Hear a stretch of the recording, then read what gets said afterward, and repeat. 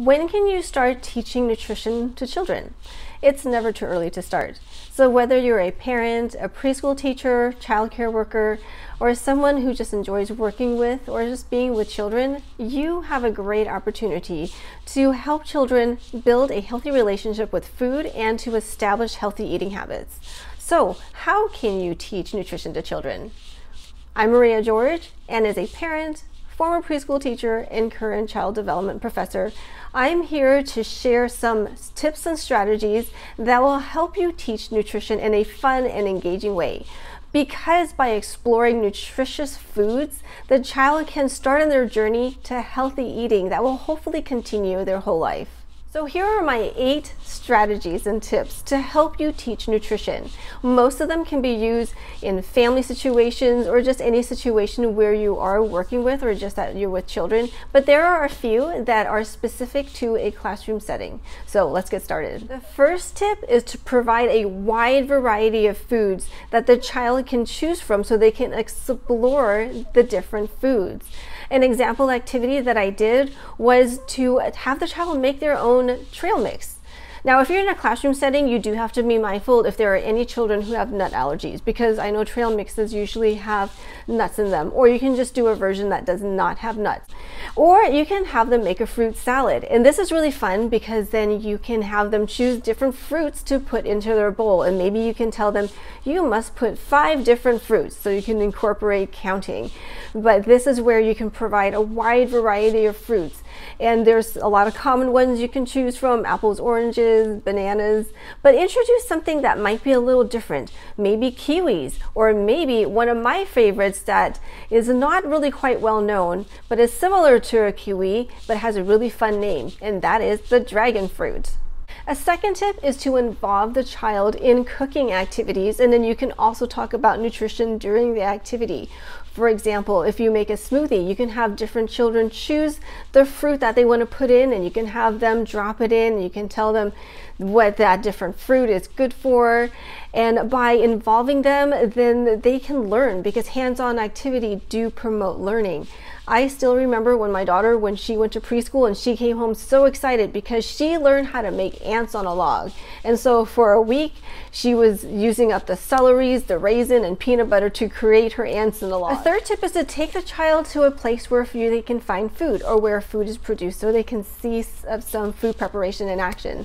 So examples of this can be the grocery store, or a farmer's market, or maybe even a farm where they can go pick some food such as strawberries or apples or pumpkins. You can take them to a food co-op, or some restaurants you can see them make certain items such as tortillas. And some grocery stores, they give tours, which is a lot of fun. I remember doing that when my children were young. And they would take the children behind the scenes, show them where they store the food, where the food comes in, how to get sorted. And at the end of the tour, which is always a favorite time, because that's when they would hand out free samples. And so the children would love it, and also the adults. The fourth tip is to model and coach healthy eating. So therefore, eat what you tell your child to eat.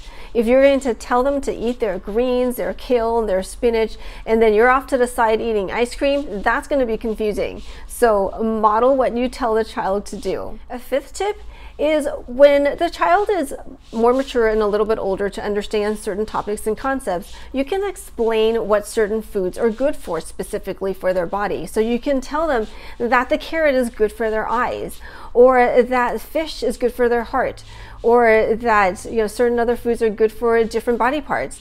And so that way they'll understand that it's not just good overall, but there are certain functions that different foods will provide. And then that will lead to a deeper understanding of nutrition and specific foods that serve a certain function. The sixth tip I have, this works well in the classroom setting or with a small group of children. So this one is where you can encourage the children to talk about their favorite foods, and maybe even to bring it, and so then they can share it with their peers and their friends. So sometimes a child can learn about new foods from their friends, and because they see how much they like it, they'll want to try it too. The seventh tip is similar to that, where you can ask the child what their family's favorite meals and foods are, because sometimes what the child's favorite is going to be different from the family.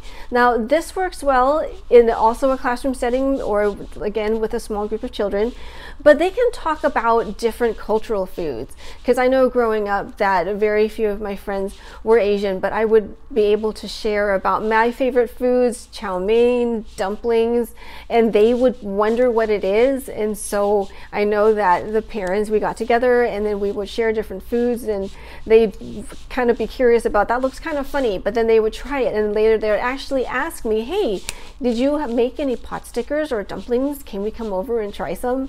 And so by exposing children to different foods through each other, through themselves, then they can see how they eat, and so they'll be encouraged to eat from what their friends are eating. The eighth tip is to serve meals and snacks in a family style, because this teaches children to share, and it also encourages them to try new foods, because children watch one another, and they might not like that corn salad that you put in front of them at first. They might think, I've never seen that, I'm not touching that. But then they see their friends scooping and then scooping a second serving, and then they're just saying how delicious it is and how yummy it is. So then that child might think, you know what, I want to try it too, because they like it so much, so hey, maybe I might like it too. So those are my 8 tips and strategies on how to teach nutrition to children in a fun and engaging way. I hope that they helped you. So in the comments below, you can let me know which one that you would like to try, or maybe you have a strategy or tip that you would like to share. That would be great. Go ahead and share that in the comments below, because we can all learn from one another. If you like this video, hit the like button, and then go ahead and subscribe for future content. If you would like to watch other videos that will help you with nutrition and children, go ahead and pick one of the videos that I've posted here. And thank you for watching.